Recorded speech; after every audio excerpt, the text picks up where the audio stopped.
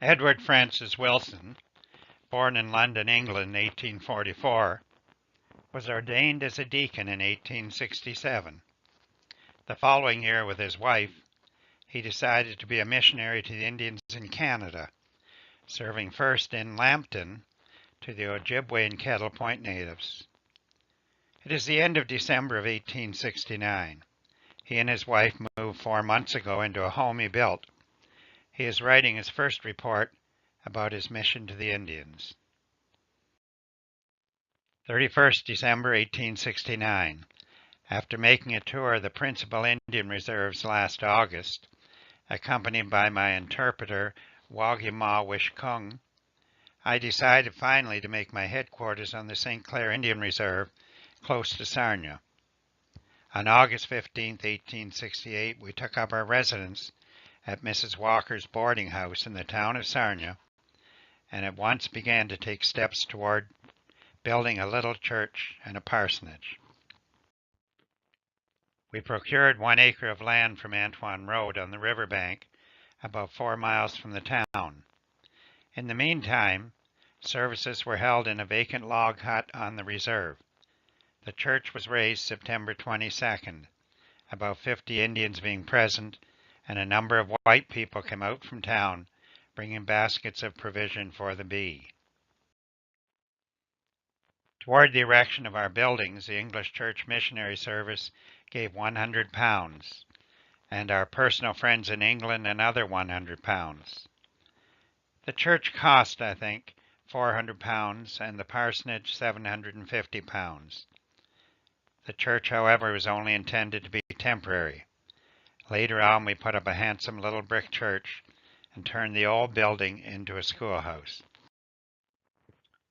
We moved into our new house January 29th of this year, and our eldest boy Archie was born there May 4th. His nurse was Jane Gert, who'd come out with us from England, having been formerly personal attendant of Lady Ovesley at Langford Vicarage. Our house was a nice little frame cottage, as shown by the accompanying sketch and plan. We were close to the St. Clair River, nearly a mile wide. From our front windows could see in summertime all the shipping passing to and fro, carrying the traffic of the 5 Great Lakes. The little church was open for service at Christmas time and was beautifully decorated. The sketch shows the chief's wife, Mrs. Wawanosh, presenting my wife with a Christmas present. She could not speak much English, but pushed it into her hand, saying, "Christmas, Christmas."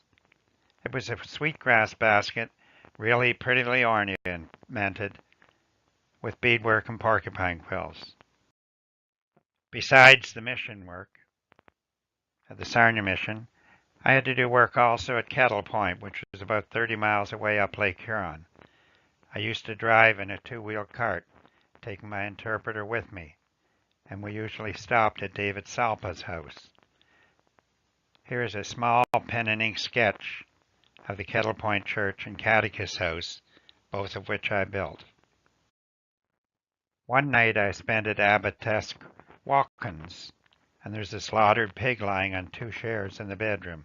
Abbot Waskin was the chief, and he bestowed Indian names on myself and my wife. To me, he gave the name Pukwabun, meaning clear daylight, and my wife the name of Nawagirhikusqua, meaning Lady of the Sky. There was a pagan Indian named Shawkeens, whose wife and 7 children I baptized. I paused, setting down my quill pen, as I looked out at the St. Clair River. There were no boats today. Ice stretched from one side to the other.